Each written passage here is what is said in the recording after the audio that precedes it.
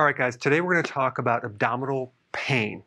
I'm doing this video because I actually had several requests, actually more than that. Quite a few people want to know what could be causing my pain in my abdomen. So what I did is I kind of tried to draw an abdomen here with a bunch of other things. So bear with me. I wanted just to make these in quadrants, okay? So we have this right upper quadrant here, okay? So you have the rib cage right here. Okay, then over here we have the left upper quadrant. Here's the left lower quadrant and the right lower quadrant, okay? So I'm just going to be going through the different organs and what could be wrong. So first thing is that if you have pain in your left upper quadrant right here, that's going down your left arm, potentially could be the heart. Not all the time, but it could be a heart attack, okay? The other thing is that some people have pain in this area right here, like right above your xiphoid process right here. So as your rib cage comes down here, right there, maybe even a little bit lower. It's called the epigastric area, if you wanted to know. But if you have pain or discomfort here, that is stomach related. So it could be GERD, which is the problem with your valve, which basically is acid reflux. And that's because you don't have enough acid in your stomach. And for all these things I talk about, I'm going to put some links down below. You can also have indigestion, which is not enough acid. You're not able to digest food, especially protein. You potentially could have an ulcer as well, in which case you don't want to add acid. You want to add chlorophyll. Any form of cabbage seems to work really well on ulcers and gastritis, which is the next thing. So gastritis is a situation where your stomach is inflamed and you don't want to add acid because that'll irritate the lining. Just realize for you to get an ulcer or even gastritis, you would have to consume a lot of junk food over a long period of time, or it could be alcohol or medication, but it's not a little thing. It's a major thing that takes quite a bit of time to correct a very, very healthy eating. I'll put some links down below if you want more data on that. And I already mentioned acid reflux, but heartburn, for example, would be not enough acid usually, and the pain's going to be usually right here. Now, if you have pain a little bit more to the left side right here, potentially it could be the spleen. Maybe you have Epstein-Barr virus, or you may have a severe zinc deficiency, affects the spleen. Any type of spleen problems, you want to take zinc for sure, and you want to lower your stress. And then we have discomfort underneath the left rib cage right here, which could extend a little lower down here. And that's usually inflammation of the pancreas. The number one cause of pancreatitis or inflammation of the pancreas is a blocked duct, a little tube that comes from the liver that releases bile. Sometimes it might form a little sludge or a stone. It will back up and cause a lot of pressure and inflammation into the pancreas. So you can have a lot of pancreatic inflammation coming from the liver or the bile ducts themselves. In other words, the hip bone's connected to the thigh bone. Everything's connected. One of the most common things that irritates the pancreas and the liver is vegetable oils, okay? Soy, corn, canola, cottonseed. It's in the mayonnaise, it's in the salad dressings. An average American consumes literally 700 calories per day of vegetable oil. That's crazy. I don't think maybe you're consuming that much, but then someone's consuming maybe double. It's just way too much. Well, those vegetable oils are very, very toxic on the body. They deplete you of certain nutrients. They're highly inflammatory. They're heavy on the omega-6, and there's no omega-3 at all. And of course, you know, sugar will do it, refined grains. If you have a pain underneath your left rib cage, simply evaluate what you've eaten just before that started and change the diet, because there's something in your diet that you need to remove from the diet. And it could also be way too many cooked foods that are void of enzymes, or canned foods will do it as well. And then you start creating a lot of stress in the pancreas, because every time you eat food, especially that doesn't have enzymes because it's cooked or somehow processed, your pancreas has to create enzymes to digest that food. So it really has to work hard. And of course, the more sugar you do, the refined grains, the more the pancreas has to produce insulin. So pain underneath the left rib cage is usually related to that. Moving our way down here, left lower quadrant, if you have pain in this area right here, it could be a kidney stone, potentially. Now, if you have a kidney stone that's dislodged into the tube that comes out of the kidney, the ureters down here, you might have pain that goes right down, all the way down a little bit lower right here. So it could be in different places. Usually kidney stones are rare. The more likely cause is you have some type of inflammation in your colon, your descending colon, or even the small intestine right here. Colitis, for example. It could also be diverticulitis, ulcerative colitis. It could be Crohn's, any type of inflammatory condition of your colon. In which case, I would start to evaluate what you're eating. It could be, the most common thing is gluten, because you're eating grains, or it could also be grains in general.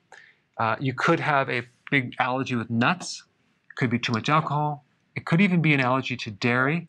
But usually, again, it's stemming from the diet. Find out what you ate that's creating the inflammation and avoid eating that. One of the best things to heal an inflamed colon is to fast. What is very destructive to the colon is frequent eating.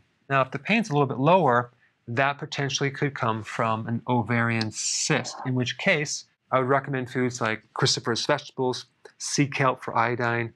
That usually will help this problem right here. And then if the pain is on the center lower part, potentially it could be a fibroid if you're female. And I'll have a lot of videos on what to do with fibroids, but vitamin D will help shrink fibroids, cruciferous vegetables.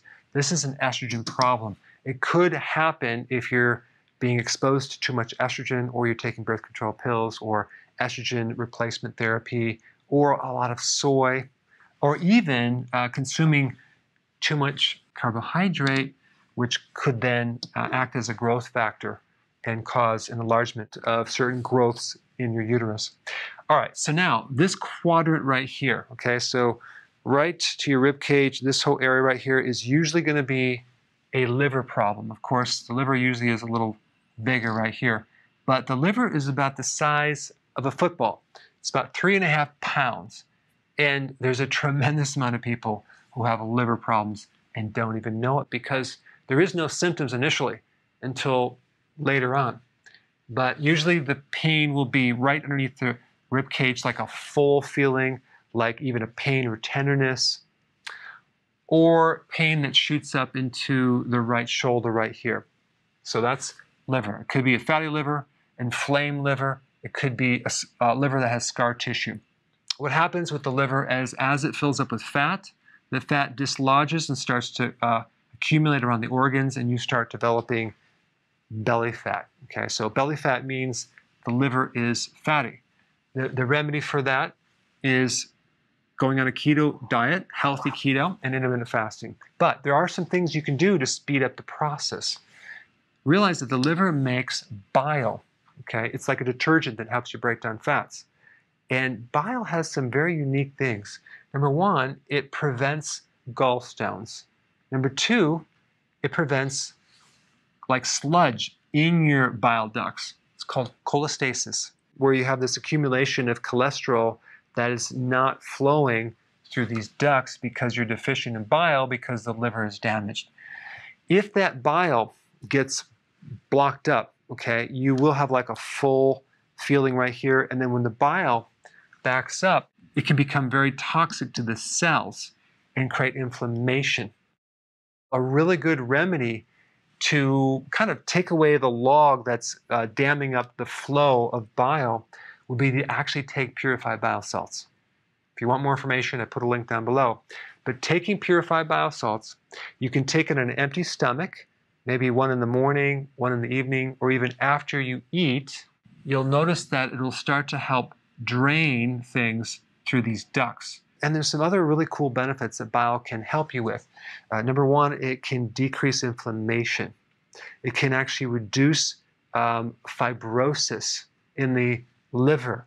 It can help break down and dissolve gallstones, not to mention dislodge the blockage that could be causing the pancreatitis or inflammation in the pancreas. So it has a lot of benefits, including the regulation of the microbiome. So let's say, for example, you have SIBO, small intestinal bacterial overgrowth, in your small intestine. So you have all this bacteria that should be in the large intestine, but it's in the small intestine right here. So you get a lot of bloating. Guess what? Purified bowel salts can actually help you get rid of that because it's antimicrobial. It can give someone a lot of relief. So not only would I recommend betaine hydrochloride, which is an acidifier for the stomach, I would recommend purified bowel salts to help clean up that. Basically, it's a really good remedy for a lot of different digestive issues, especially bloating. And of course, now we get to the gallbladder. So if you have discomfort above the rib cage right here, down here, well, this is definitely going to be gallbladder right through in here. It's not necessarily always a stone. It could be just sludge, and it could be some type of dysfunction in this gallbladder right here. Why? Because there's certain things irritating it. Vegetable oils will irritate it. Sugar will irritate it. Refined grains will do it. Dairy will irritate the colon if you have an allergy. Nuts, okay? Nuts will definitely irritate the gallbladder. There's certain things in nuts, like enzyme inhibitors, that really can irritate the bile ducts and cause a lot of problems. So if you have pain right here, it could be you're doing way too much peanut butter or way too many nuts. And of course, this thing right here, alcohol, will really irritate this area right here, big time. Now, moving right down here, kidney stone will cause pain right here. And sometimes it's hard to differentiate between a gallstone and a kidney stone because they're very close in location. A little bit lower on the right lower quadrant, down here, is the ileocecal valve. That's the connection between the small intestine and the large intestine. And it could be just blocked. So if you actually press down there and massage it, a lot of times it'll pop it open and then the food can get through. Fasting is the answer, and also just cleaning up some of these things as well. And then we get a little bit lower into the right, there's this thing called the appendix, which is kind of a reserve for certain microbes, certain friendly bacteria that will be released and act to seed the large intestine after you had antibiotics or diarrhea or something like that. So the appendix has a purpose, but if you have pain right there, it could be inflammation of the appendix. And of course, that's usually always related to what you're eating. And if you're female and you have pain a little bit lower, that could be an ovarian cyst. So sea kelp with the iodine will help that, cruciferous vegetables, and I would avoid dairy right there. Also realize that the ovary, if there's a cyst, could refer pain to around the back, to the sacroiliac joints right here.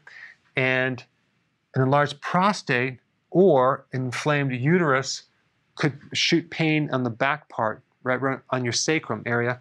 And the kidney stone can refer pain around the back. There you go. Some tips on what to do if you have abdominal pain. Thanks for watching.